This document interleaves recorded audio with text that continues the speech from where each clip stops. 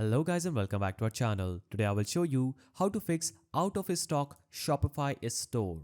So a lot of people are facing problems with the out of stock message on their Shopify store. In this video I will guide you through a step-by-step process through which you can fix this message that says out of stock on your Shopify store. The first step is checking the product inventory settings. Go to admin page, then navigate to products, scroll to the inventory section, then ensure that track quantity is enabled. So click on the products page. Now here scroll down and make sure that the track quantity is enabled just right here. And in this you'll have to update the available quantity to correct the number.